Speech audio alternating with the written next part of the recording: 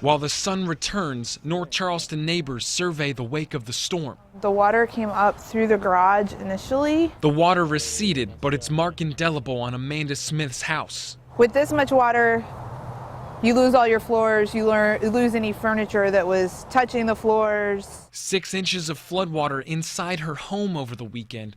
Earthworms enjoyed the carpet before it was torn out. Tuesday, a steady chorus of industrial fans drying the remaining moisture, not part of the renovation plan for the expecting mother and her fiance. He had just, like a week before, finished new wood floors in the nursery, new wider baseboards. He'd put up crown molding and scraped the ceiling, and I mean, I guess we still have the ceiling, so. Smith says they'll have the room ready for her baby boy in February, but flooding has plagued her street even before the storm. It could happen in a month.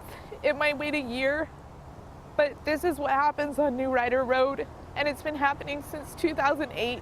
Residents have taken it up with the city, and Smith hopes officials see their side. So on any other day, I would go to my neighbors and say, what can I do to help you? And I can't help because I need help too. Seeing all this around you, are you considering moving out? Who's gonna buy my house?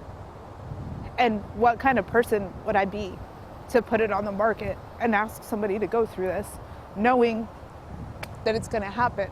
Travis Rice, News 2.